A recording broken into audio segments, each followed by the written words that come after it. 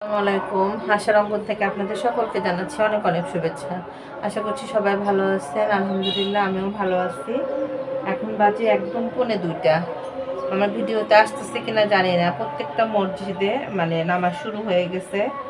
দোয়া পড়তেছে শোনা যাচ্ছে। আসলে এই সময়টা একটা কি বলবো, অদ্ভুত রকম একটা ভালো লাগা বা একটা কি যেন বলে কানের যে একটা শান্তি সেটা কাজ করে। প্রত্যেকটা আর আমাদের এরিয়াতে তো মসজিদ মাদ্রাসা বেশি, এটা তো আমি সবসময় বলি মাশাল্লাহ। তো যাই হোক, মনে হয় চতুর্দিক থেকে এই ইয়াগুলো আসে। আমাদের যাত্রাবাড়ি রায়েরবাগ এগুলোতে কি বলবো, মসজিদ মসজিদ মাদ্রাসা আমার মনে হয় যে ঢাকার সব জায়গার চেয়ে সবচেয়ে বেশি, আমি যদি ভুল না করে থাকি। মাদ্রাসার কথা তো বলার অপেক্ষায় রাখে না। তো যাই হোক, তিনজনে গেছে নামাজ পড়তে। লাইটটা চলতেছে, ওয়াশরুমের লাইটটা। তো যাই হোক, লাইট বন্ধ করে দিলাম। আর আজকে না, আম্মা খবর পাঠাইছে আজকে আমার খালা আসবে না। আম্মা শুনছে কালকে যেহেতু এসে আসছিল, তা আম্মা খবর পাঠাইছে যে তোমার রান্না করার দরকার নাই, আমি মিশনের কাছে পাঠিয়ে দিব সব। সেই সুখে আমিও একদম আনন্দে আন্দোলিত হয়ে শুধু জাস্ট এক পাতিল ভাত রান্না করছি। ভিডিওতে আমি জাস্ট বললাম তো যে কোনো কিছু অতিরিক্ত উপস্থাপন আমি একদম করতে পারি না, আমি করতেও পারবো না এটা, কারণ আমার আজকে রান্না করতে ইচ্ছা করতেছে না। ভিডিওর জন্য আমি রান্না করে করে দেখাবো। এই যার যার ভিডিও বলি, ব্লগ বলি, পেজ বলি, আলাদা ক্রাইটেরিয়াটা থাকে। আমার ক্রাইটেরিয়াটা হলো যে আমার যেটা ভালো লাগবে সেটা আমি করবো, ভালো লাগবে না সেটা আমি করবো না। মা ফোন দিছে, আমি একদম মহা খুশি। মিশনের চিংড়ি মাছ রান্না করা আছে, তো তা বলছি মাকে। তারপর আম্মা বললো যে না, তুমি মিশনকে পাঠিয়ে দাও, আমি সুমনের জন্য সব রান্না পাঠিয়ে দিচ্ছি। আমি আর কি বিন্দাস। তো যাই হোক, আজকেও রোজা আছি, সবাই একটু দোয়া করবেন। ভাল লাগতেছে, শারীরিকভাবেও ভাল লাগতেছে, মানসিকভাবেও ভাল লাগতেছে। তবে একটু মন খারাপ। মনটা কেন খারাপ বলি, আসলে যুগে যুগে তো মানুষের শত্রু বলি, বন্ধু বলি, বা কি বলি, সবই তো থাকবে, তাই না? অহেতুকভাবে না একজন খুব শত্রুতা করতেছে আমার সাথে, আমি বুঝতে পারতেছি প্রচন্ড পরিমাণে। কোনো দোষ না থাকলে এখন কেউ কেউ বলবে যে আপনার কি কোনো দোষ আছে। দোষ আসলে তা না, সে একটা ভুল করছিল, আমি সেই ভুলের জাস্ট তাকে ধরায় দিছিলাম যেটা তার ভুল। সেই ভুল থেকে সে আমার কাছ থেকে আম, সে ভুলটা যদি করে থাকে, আমি যদি তার প্রতিবাদটা করে থাকি 20%, সে 100% রিভেঞ্জ নেওয়ার ট্রাই করতেছে। তো সেখানে আমি 1000% রিভেঞ্জ নিতে পারবো, কিন্তু আমি ভাবতেছি কি যে না, শুক্রবার বারবার ভাবতেছি, নামাজ পড়তেছিলাম, তারপরও তার কথা মনে হচ্ছিল বারবার, কিন্তু মনে হচ্ছিল যে না, কুকুর হয়ে কুকুর মানুষের পায়ে কামড় দিতে পারে, কিন্তু মানুষটা কুকুরের পায়ে কামড় দিতে পারে না। এই তো যাই হোক, এই জিনিসটা একটু শেয়ার করলাম যে আসলে যুগে যুগে ছিল, এখন আধুনিক যুগ, এখনো আছে, থাকবেও। ইচ্ছে করলে ওকে আমি কি বলবো যে আমার বাসার সামনে দিয়ে যাওয়ার সময় ও 10টা থাপ্পড় দিয়ে বের করে দিয়ে যেতে দিতে পারবো। কিন্তু তারপরেও দেখা যায় যে ও তো সেটা ভাবতেছে না, ও ভাবতেছে যে না, আমি যে শয়তানকে করতেছি এরা মনে হয় কেউ বুঝতেছে না। ব্যাপারটা হলো এরকম, জাস্ট একটু শেয়ার করলাম এই কারণে যে আমি তো মিশুক মানুষ, আমার বুকটা কেমন যেন ভার ভার হয়ে আছে এই শয়তানকিটার কারণে। কিন্তু বারবার রিলিফ হতে চাচ্ছি, বারবার ভাবতেছি যে না, ওকে মাফ করে দেবো, কিছু বলবো না, কিছু বলার দরকার নাই, কিন্তু তারপরেও বারবার কেন যেন মনে হচ্ছে। তো যাই হোক, সে কথা নয়, বাদই দিলাম। 3 বাবা ছেলে 3জনই গেছে নামাজে, এখনো আসে নাই।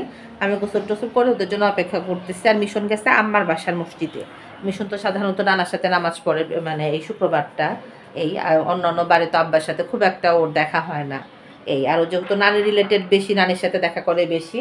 আব্বা তো ওই সময়টা দেখা যায় যে স্কুল কলেজে থাকে, সময় হয় না। এই হলো আমার দুপুরবেলা, সকালবেলা থেকে দুপুরবেলা পর্যন্ত খবর। ঘর বাড়ি সবই এই যে টুকিটাকি গোছাইছি। আসলে দিন ছোটর কারণে, তারপরে আবার দেখা যায় ঘুম থেকে উঠতে না, ইদানিং কেন যেন একটু একটু করে দেরি করি, বেশ দেরি করি।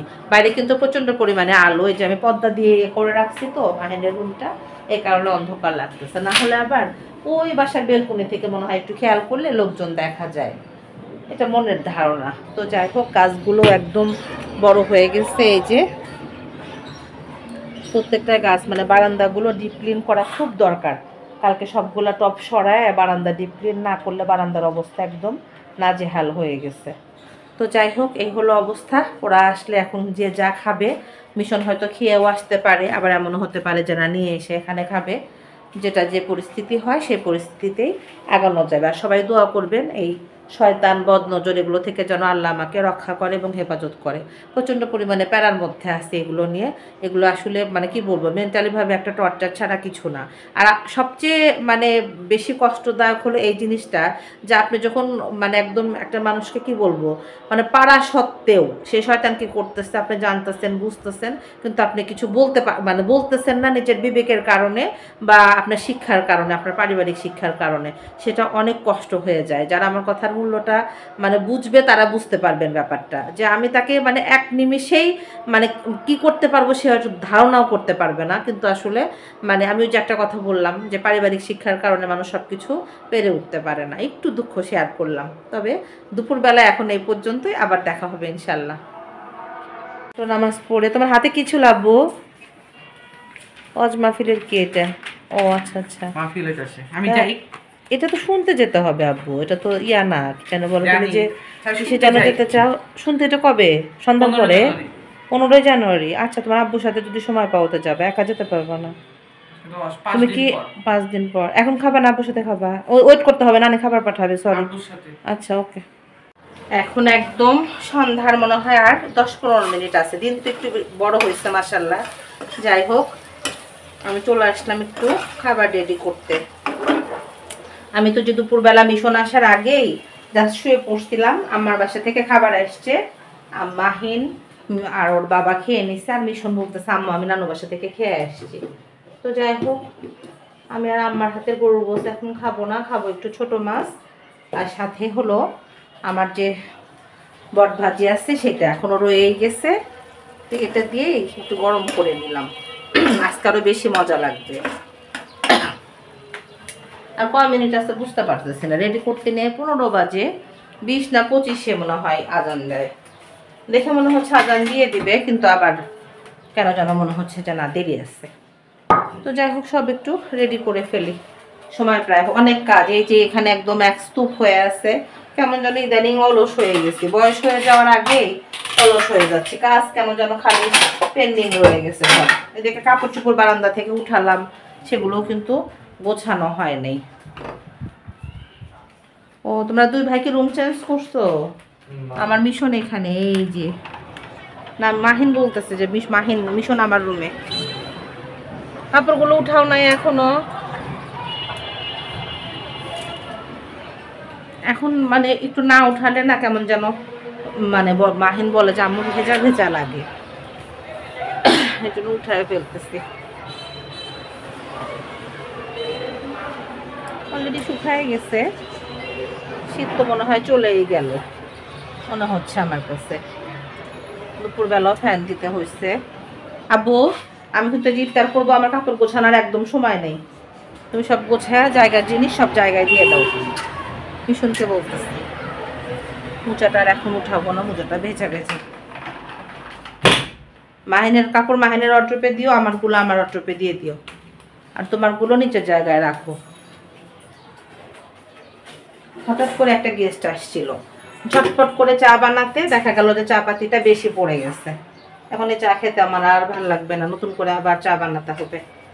তো যাই হোক, খাবারগুলো না হয় রেডি করে ফেলি, সময় নাই। আমি বসছি হলো ইফতার নিয়ে, শেখ মানে মাহিন এসে মানে ক্যামেরা অন করে ফেলছে। তো আমি নিচ্ছি ভাত, আম্মার হলো মলা মাছের তরকারি, সাথে আছে লেবু আর বট। আম্মার তো সব কিছুই মানে ছোটো মাছটা আমাদের জন্য খুব পারফেক্ট, আমরা খুব পছন্দ করি। তো যাই হোক, আমি খাওয়া স্টার্ট করলাম আজানের সাথে সাথে। দিনটা অনেক বড় হয়ে গেছে। আমি ভাবছি যে 5টা 20-এ আজান দিবে, কিন্তু দেখি যে না, মানে টাইমিংটা বেশ হেরফের হয়ে গেল। তো যাই হোক, মানে আমার তো আম্মার হাতে ছোটো মাছ আমি খুব একটা পছন্দ করি না, সবসময় মাছ বেছে বেছে জাস্ট মাছের সাথে যে তরকারিটা আছে সেটাই খাই। সন্ধ্যার পরে নিজের হাতে বানানো 1 কাপ চা, মানে চার চুমুকে চুমুকে মনে হয় প্রশান্তি।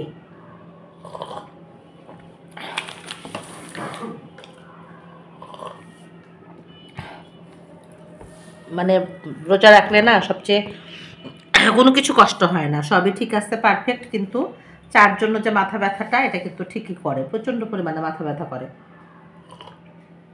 আর সাহেব গেছে তার ফ্রেন্ডদের সাথে দেখা করতে, সেই মিরপুরি তো মনে হয় বললো, ঘুমের ঘরে শুনছি তো অত ভালো করে শুনতেও পারি নাই। মনে হয়ে গেছে মিরপুর। আমি যাবো এখন একটু বাইরে হাঁটবো, আপার সাথে একটু দেখা করব, তারপরে আপা মানে আমার 99-এর আপা আর একটা জায়গায় একটু যাব। তো দেখা যাক, ঠান্ডাও মনে হয় একটু লাগছে, তার আগে ভিডিওটা ওকে করব। আজকে আমার ফেসবুকে আমাদের সিরাজগঞ্জের মানে আমার বান্ধবীর দেবর, কিন্তু বান্ধবীর দেবর হওয়ার আগে থেকেই মনে হয় চিনি ওদের দুই ভাই 15 দিনের আগ পিছ করে স্ট্রোক করে মারা গেছে শুনলাম।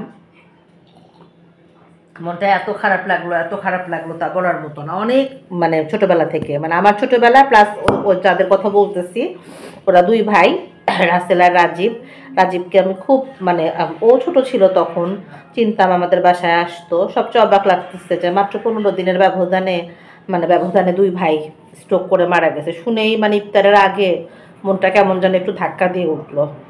এই আসলে নিঃশ্বাসের বিশ্বাস নাই, কি যে অবস্থা হয়েছে।